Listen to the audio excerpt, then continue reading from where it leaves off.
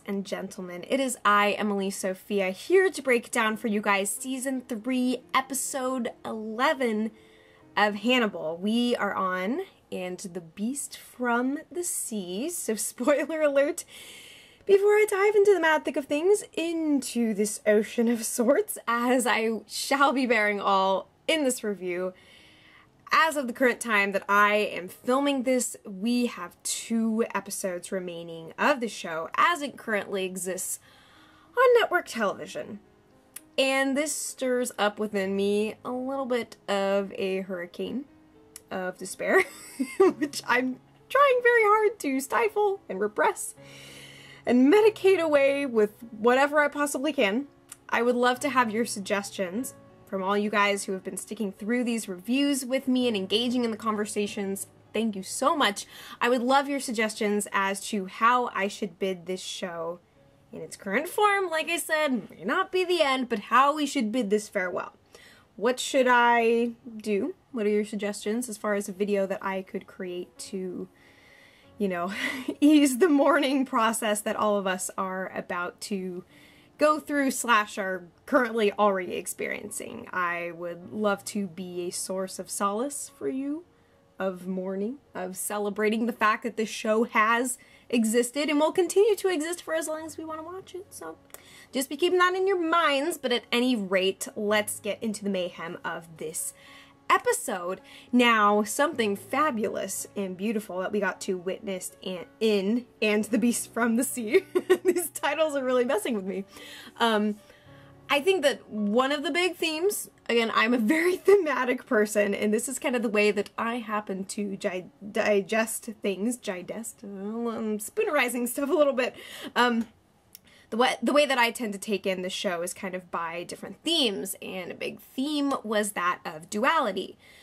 Because as we have previously seen Francis Dollarhide trying to welcome his becoming and trying to usher in the dragon to become one with this beast, we see especially in this episode the brutal fight that is going on inside of him, and that is being manifested in the way that he's even treating himself, like with that crazy scene in the attic where we see in his mind it's this giant freaking dragon beast that is knocking him around and slapping him upside down left and right, when in fact it is himself who is inflicting this harm and self-mutilating. So we essentially see with the red dragon this other half of himself. It's not just this becoming, it's crossing over. And there is a resistance point now that he has Reba in his life, that he has touched the heart of a living woman. It's very beautiful stuff. Very romantic, very tragic, of course. Yeah, and so it was really powerful to get to witness the way in which Francis is trying to lash out against the dragon, or perhaps even sees himself as not strong enough for the dragon, not a suitable candidate for this transformation, for this becoming. One could argue that when he ate the painting from the previous episode, that he was trying to consume the dragon to keep it in his belly, to keep it at bay, to digest it and to expel it from his system. One could also argue that he is trying to infuse the dragon by consuming its image, the image that has provoked him and that has kind of started this whole landslide. I kind of see it as a bit of both now, especially from what we view in his conversation with Hannibal, in which he is just bearing his soul about how he is in a state of agony. Now that he has failed the dragon, that he has failed to take the lives of Will Graham's family members, he now has to experience the tragedy of separation from this woman for whom he holds some form of love, quite possibly. The Francis Dollarhide side of himself would do anything to keep her safe. And yet the beast is right there, coiled around him, breathing fire down his shoulder and saying, you know, how easily she would tear apart. Yeah, once again, Richard Armitage has done an amazing job of conveying the vulnerability and the brokenness Francis, and yet the terror of the dragon side of himself. Already he kind of is this beast. It's just a matter of how much of him is going to be committed to this persona. How much of himself can he give over? How much of himself can he sacrifice? And now that he has something to try and hold on to, like Reba, the dragon is incensed. And it's crazy to watch that fight unfold and to watch the way in which Hannibal tries to exploit that situation. I think that primarily the reason why he takes interest in the dragon, of course, is to turn all of that around on its head and straight back to Will. Because now that Will is invested in this investigation, that's kind of ironic, invested in the investigation, this provides Hannibal with a powerful means by which to turn that switch on in Will's head that he has toyed with time and time again. This is glorious, unadulterated opportunity for Hannibal. And the fact that he is willing to sacrifice his art, his books, his taste of culture and the outside world, and his ability to dump in a freaking toilet, he sacrifices all of that to awaken the dragon within Will by sending the dragon to his family. Now, something crazy that hit me over the course of watching this episode were the words of Bedelia.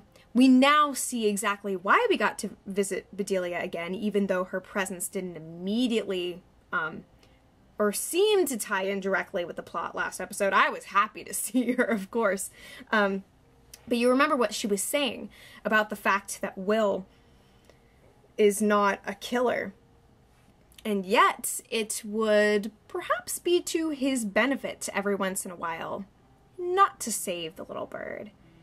Now, we see Will go to his son, Wally, I believe, Wally and Molly, and he tells him that, no, they're not going to kill this crazy guy who just tried to kill him. They're going to lock him up and put him in a mental hospital.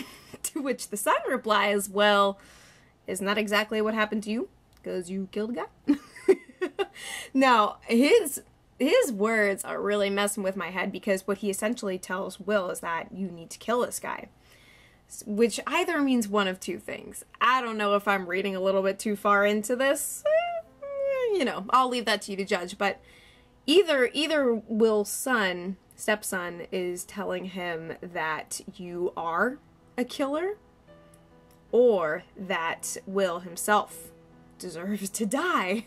Like, it's kind of crazy to think about, because he's telling Will that he needs to kill this guy as he has killed before. I mean, it's just like that whole conversation is knocking my skull around like freaking soccer ball, and I do not feel okay about that. But yeah, so this episode definitely awakens the duality within Will, the desire to protect and uphold his family, and the desire to tear into the beast, and in so doing become his own kind of beast. I think that one of my favorite aspects of the episode, of course, were the last 2 or 3 minutes in which he goes directly from Molly's recovery room and straight back to Hannibal's cell to confront him and say that he's had it with you crazy sons bitches, which I think he's referring to Jack Crawford a little bit too. He kind of calls him a misleading Jesus at the beginning of the episode too, so that's kind of fitting. But yeah, so in that final confrontation between the two of them, we see that, oh yeah, this is a major competition that Hannibal's got going on.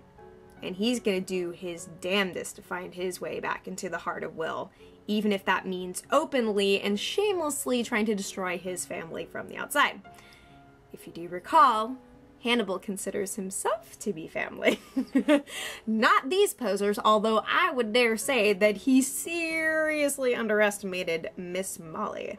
Good golly, Miss Molly, did you work your way out of that Shining style scenario with the greatest of finesse?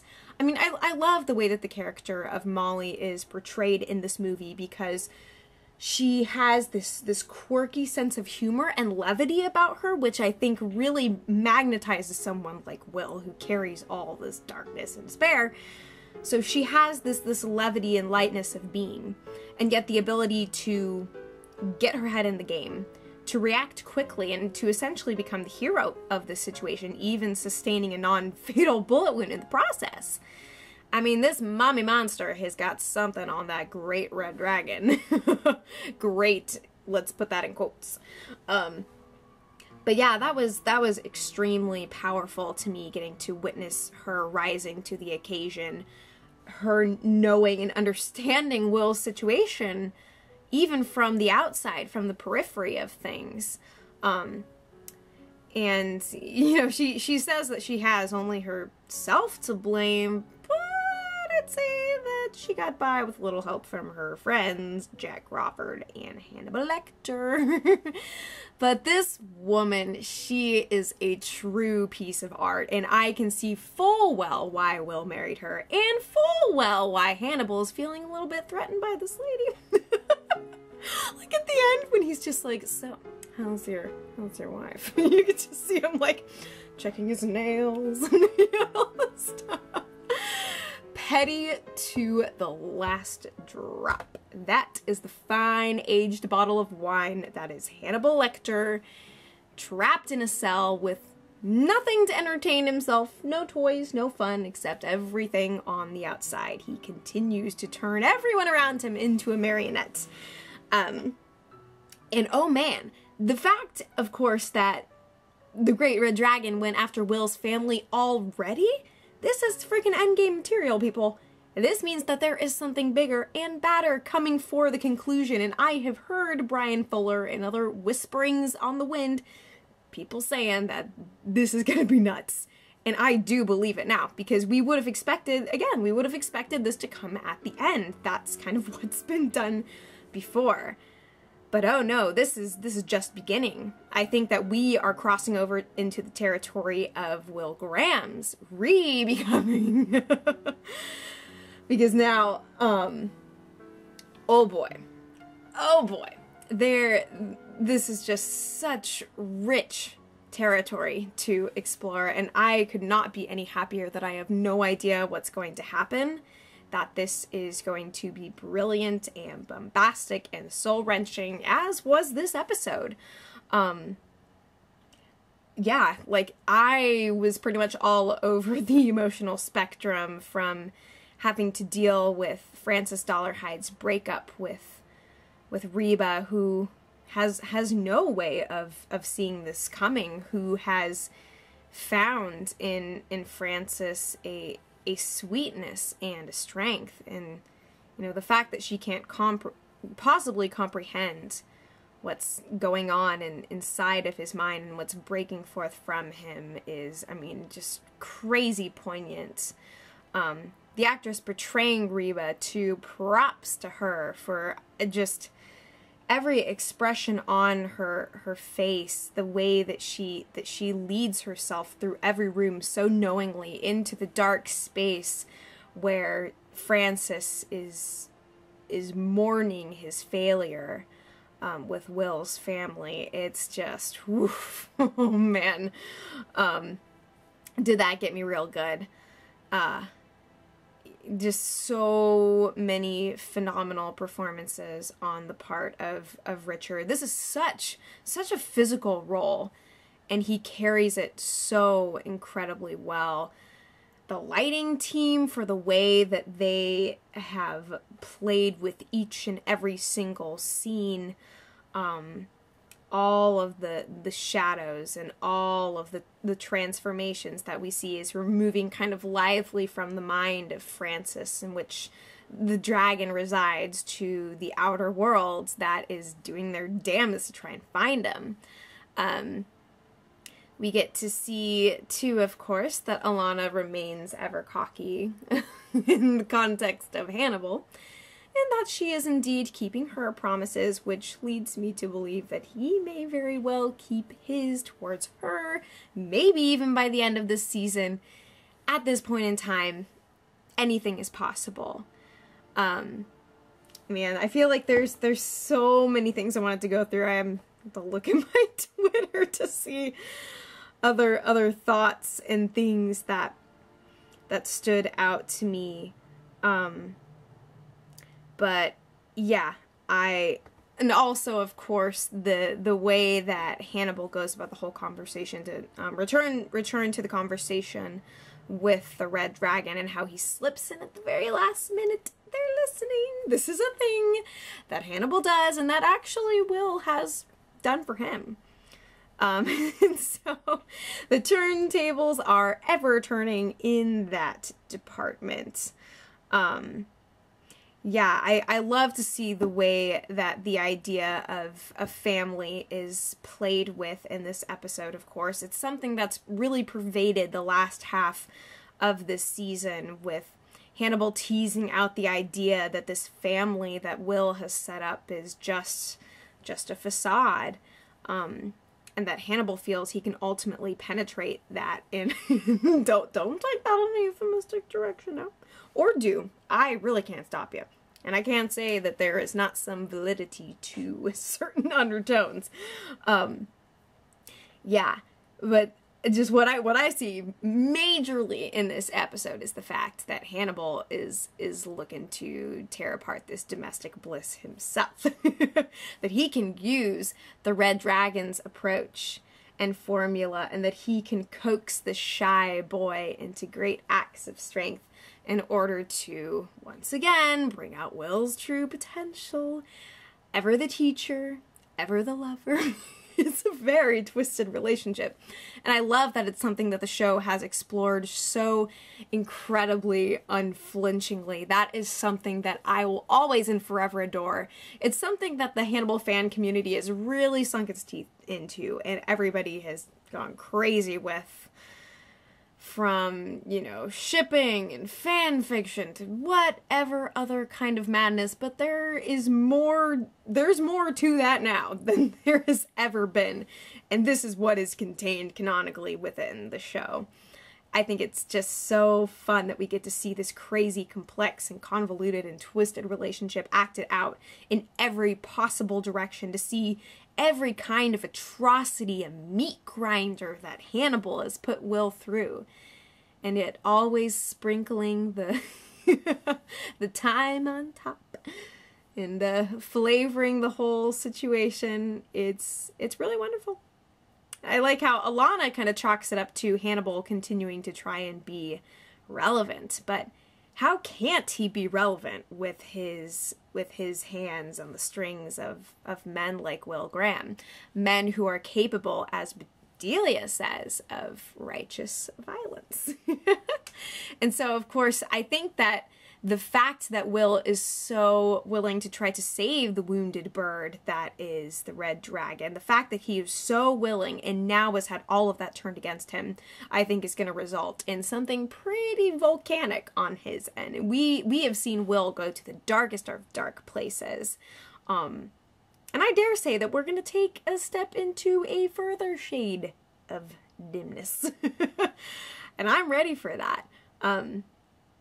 I'm excited to see the duality that our main characters are in this sort of weird, twisted love triangle that's unfolding between Hannibal and the Red Dragon and Will, and how I think Hannibal sees Will as being worthy of assuming his own dragon form and just wants to usher him into that place of greatness. The great graham cracker, shall we say. Man, but I feel like there's so much more that happened. I don't know if I did a really good job of encapsulating things or if I didn't. But yeah. Essentially, Hannibal takes advantage of the Red Dragon's interest in Will to do certain things, and like one who is truly in love does, sacrifices all the niceties of life, all of his comforts, to simply see just how far he can push Will. It's quite crazy indeed. So, again, loved the references to The Shining in the episode too, just the whole setting of Will's home and the escape of Molly and Wally extremely tense. And just the fact that it was evocative of such a phenomenal film really got me going tonight. And so many other things. Of course, anything that I forgot, I would love for you guys to bring up in the comments below. I know that I am, and I'm skimming over certain details, but it's bound to happen. So please, by all means, bring it all to the table. We'll have ourselves a nice little chit-chat. Just wash your hands before you sit down, and, you know, we'll get to it and say your prayers, say your blessings. Thank you once again. Let me know how together on this channel we should bid goodbye to Hannibal. Can we do it? I don't want to. But yeah, so that's it for me for now. I'm gonna be back with Fear the Walking Dead soon. I think that's the next newest show that I'm gonna be tackling here. True Detective is done and laid to rest. Hallelujah. But yeah, there's a lot more to come. And still a channel update on the horizon too. So, alright, I'm gonna take off. And as always, I will be back before you know it.